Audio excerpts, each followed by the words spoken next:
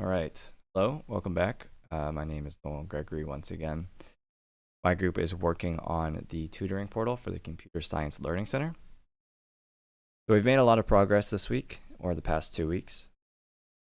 I went ahead and I just deleted the database that I had, just to show you guys what I've been working on. So I'll go ahead and recreate the database. So I'm just going to say migrate, cd backend. Migrate, I have a make file that should run this.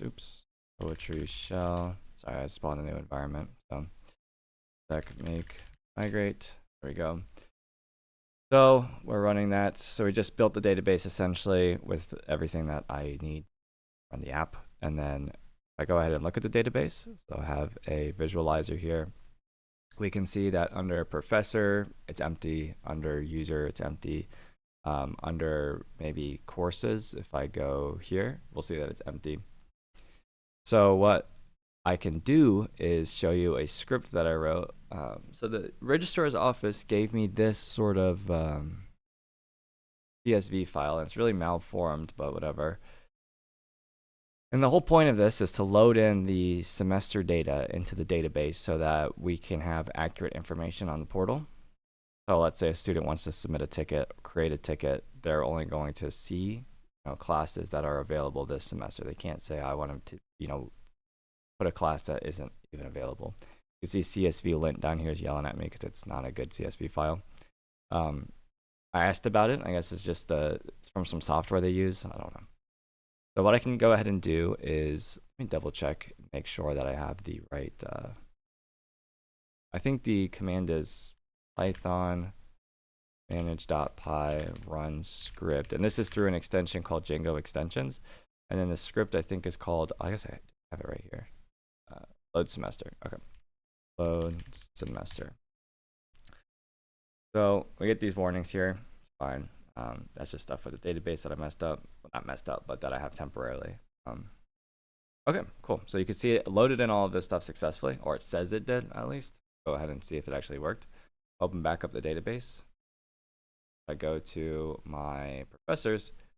Perfect. We should now see a bunch of professors. So these are all the professors that are teaching in the current semester. So if you see your professor on here, it's because they're teaching right now. Under courses, we should also have all the current courses that are being taught right now. So, we have Cyber 4460. So that's network-based vulnerability. We got classes like, what are some applied combinatorics. You've got the Capstone class, right? We're all in that one. So it's right here. This is pretty cool.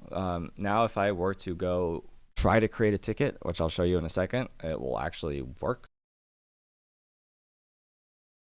Like this perpetuating loading screen. Well, the component will load, not the whole screen. So why don't we go ahead and I'll show you that. First, I'll show you this script that I wrote. So if we go to load semester, you could see that we take in a CSV file, and I used pandas to parse through this because it's pretty easy. So we open up the pandas file, we create a data frame from that, and then we drop all of the NaN tables or cells, whatever you want to call it. And then we go through and we do some lambda expressions. This is just a regular expression that's going to split every single instructor because if you look at the CSV file real fast, see that the professors come in this really weird form where it's a professor, their NUID, and then like whatever this is after it. So I wrote a regular expression that gets rid of that so that it's not like, there, because that's pointless. I don't want that. So you can see here's the expression right here. We then go through and apply a couple other regular expressions that I've written to extract out those pieces of data that I need. And then we go ahead and plop them into, this is just a dictionary. I'm treating it like a JSON. I mean, really, essentially the same thing. And then we go through and add it to the database. And this just normalizes a bunch of text, and we'll add it to the database, blah, blah, blah, blah, blah. Pretty straightforward stuff. I wrote that up, and then load students.py is just a giant JSON or dictionary, keep saying JSON, of fake data. So this is just data that I use through Faker to, so that I have test data, essentially. There's no students right now. So if I go ahead and start up the server, So we can go ahead and say, I think the command is, oh, I know, it's docker compose up dash dash build dash d. So I am using Docker for this. I am using a compose. I'll show you the YAML file real fast, actually. So you can see here what it does. It goes to my backend directory, finds a Docker file in my backend directory, launches it, and then exposes it to the port that I want. And then same for front end. So it goes to my front end directory, and then it depends on backend. So if my backend doesn't build, I don't want my front end to build, because I don't just want to have some stagnant page that just doesn't do anything, right? Without the backend, this application is pointless. This is all stuff here because the whole point of this giant thing took this little section right here that you're seeing. This took 6 hours, right? Because I needed it's called HMR, Hot Module Reload. Whenever I save my page on my IDE, I want it to show in the browser. Totally fine. I'm using Vite for this project, so fine with Vite. Vite has an HMR plugin. The issue is it does not work through Docker. So I had to figure out a way to link the two containers together, or not the containers, my local directory and then Docker, and have it load onto the page. So now if I expose this to the server, it will actually show on the server, which I can show you too. And then we have Nginx. So Nginx is acting as a proxy server. So what that means is that the data will all come in through Nginx, and then Nginx is sort of like the postman that'll send it to the homes of the backend server and the front end server. So if it's a front end request, it'll say, okay, go to the front end port. If it's a backend request, okay, go to the backend port. If it's a backend request from the front end, it'll say, okay, go to the Nginx proxy and then deliver it. That's sort of how that's working. And I expose it to port 80, which you all know is HTTP. So I'll go ahead and build this. Oops, daemon is not running. Oops, I don't have the daemon running because I just turned on my computer, so sorry about that.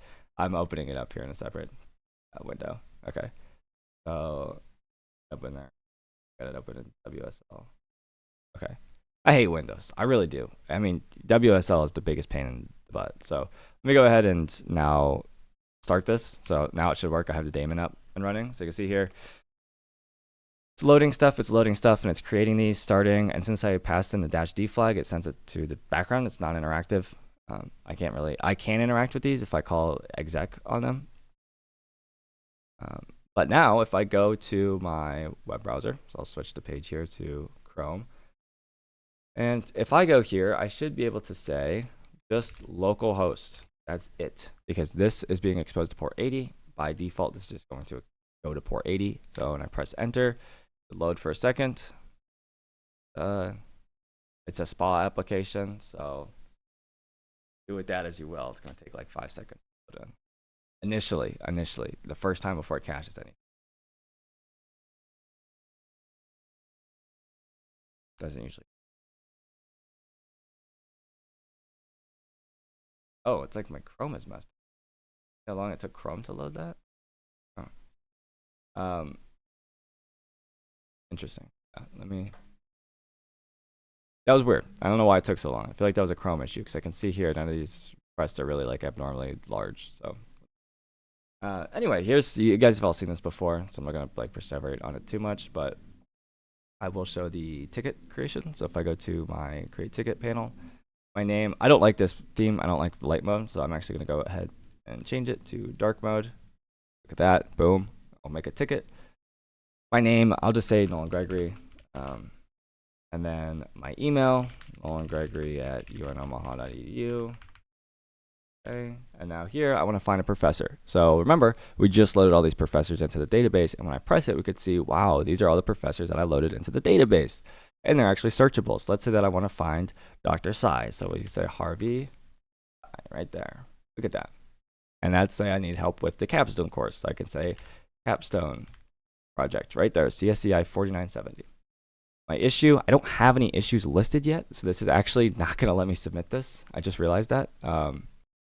Okay, sorry about that. I just had to go in and go to the database and actually add one of those issues. So the admin can add them in this sort of web page that you see here. The issue being I'm not logged in as an admin, and I don't want to do that because that takes a lot of time. So I would have to make myself an admin and stuff like that since I deleted the whole database just now. But you can see I added an issue. So uh, there it is. It's called homework. It's nothing really like crazy. You can add as many as you want, delete them, it doesn't matter. So here's a description. I'll just go ahead and say, hello, I am in the Capstone I don't know, course, and I am having trouble understanding what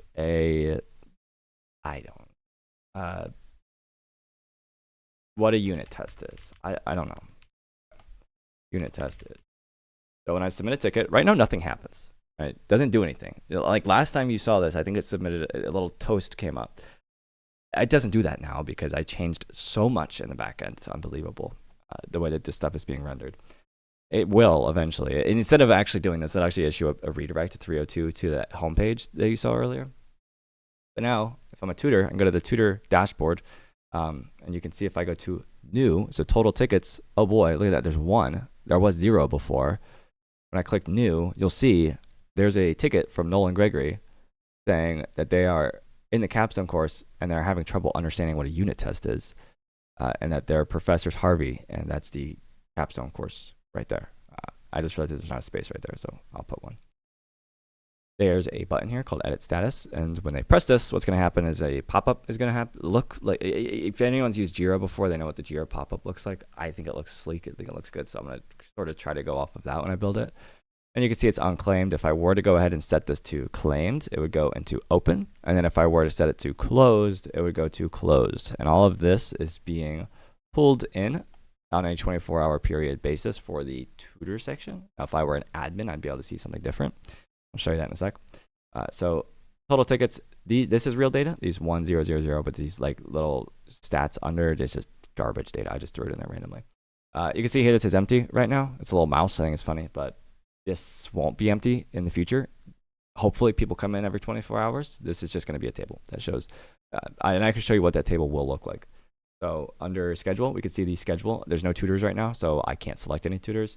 Under tutors, this would have a bunch of tutors here, and you'd be able to select them. That's only viewable to the tutors. Students can't see that. We don't want people seeing people's work hours because then conflict of interest stuff.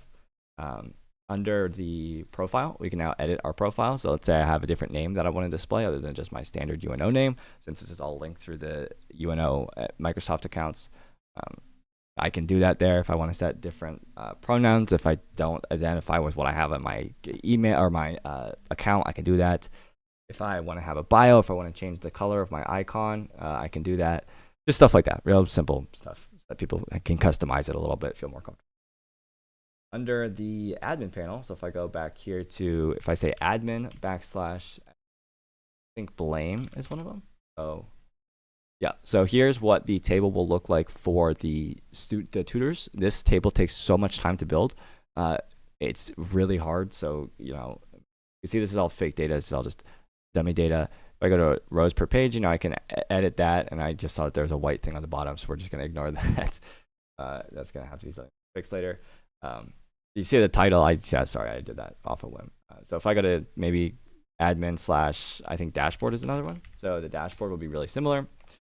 This will just be everything cumulative. You can select a time frame that you want, 5 days, 10 days, 6 months, whatever. It doesn't matter. Based on semester, it's not that big of a deal. Whatever they want, whatever the admin wants to do, they can do. I think there's download, isn't it? Yep. So here you can go ahead and select from a date to download from, like from that date to now. You can go ahead and select a custom query. So this I'm still working on. You can see select professor. Oh, it doesn't work. Again, I changed so much on a lot of this stuff. I'm sure if I looked in the console right now, I'd probably be throwing so many errors. It's because I made an API layer. I talked about that last time. And then by entity, you can see here, maybe I only want to query every status, right? I don't really know what that would, like why you would do that, but I just wanted to as well. That's pretty cool. I'm trying to think of another one that the admin has access to. They have access to I guess I could just go into the code real fast and change one thing, and then that'll be it for this week. There's a lot more that I can talk about, but I won't because it's already getting really long. So go ahead and say, I'm just going to go ahead and set a flag right now that'll let me see stuff on the side. And oops, I can't be both a tutor and an admin. Mad at me for that. I did that on intentionally. Yep, so we have admin settings right now. So this will be where the admin can add tutors, modify tutors, maybe remove a tutor role from somebody, give someone hours, see people who are currently working. And then, oh, here, announcements is really cool. So we can select an announcement to make. This is another thing that was a little bit of time. So see here, we have a little countdown. I love that. That was I've never used React before this project, so learning components and states and whatnot was pretty difficult, and this was like that was kind of tough to do. Seems easy, and I'm sure now it is easy, but learning it was pretty. Anyway, I think that that's just about it. There's so much more that I could talk about in terms of the backend architecture, but I won't right now since I'm already running out of time. So hopefully you guys enjoyed. Next update, hopefully this will be essentially done. I mean, it is really done right now. Like I can, whenever I create a ticket and stuff, and if I make myself a tutor and I go back and look, we can actually go and see those tickets and whatnot. So I think that it's really like the whole purpose of the application is just to be able to create a ticket and have it perpetuate in the database. And in fact, if I do go here real fast, one last thing, I go back, I'm just trying to find my OBS. So if I go back here to my VS Code and I go back to the database, so if I check it out again, see, it's going to be right here, and I go to my tickets. So, okay, I need to refresh it, but I don't know how. I've never actually used this before. I just downloaded this. I usually use the PyCharm ones because it's a lot better. Well, not better, but it's just intuitive. But I didn't want to use PyCharm here because when I went to use it, it said I didn't have a license anymore, and I don't want to go through that whole process. It just needs to oh, there we go, refresh. Okay. Refresh. Why is it not there? I guess it's not refreshing. I don't know, but it did make it in the database, so I'm not sure why it's not showing there. Yeah, weird. Anyway, yeah, it should be there. I know it is because like I can see it right here in the database, like on my screen. It wouldn't be showing up there if it wasn't in the database. That's literally pulling it from the database. If I showed you the code, it's like fetching it right then and there. So I don't know. That's weird. Beyond me. I just don't know how to use this little thing that they do, DB SQLite analyzer, whatnot. I don't know. But that's about all I've got. So I know that ran long. Hopefully next week, I mean, there's still going to be more. There's so much more that we can talk about. This is a huge application if you can't tell by how much code is here. And this isn't even all of it. I mean, when I open these tabs up, you can just see that there's probably over, I don't know, 200 files in here. So it's a big, huge application. So what I can do now, just to show you guys how to clean this project up, if I say Docker compose down, it will go ahead and kill those containers. So now, gonna take probably about 10 seconds. That's what I've seen on average it take to kill the containers and stop the servers and remove everything. So cool, there we go. And it actually deleted them too because I don't need them. I don't need those containers anymore. And if I go to Chrome and refresh the page, you'll see that we'll get a 404 because well, I guess it's a 500 error. Connection refused. I don't know what that is. Probably 500 because I've killed it. It's not listening on any port anymore. So anyway, that's about it. This is now cross-platform, right, with Docker and everything. So anyone can use it. If anyone wants to pull it down, they can go to the GitHub and pull it down and run it. You just have to say docker compose up --build -d, and then that's it. It'll do everything for you. You don't even have to npm install. It'll do that. The Docker container will do that. So it's really cool. Anyway, I hope you guys take care. I will see you later.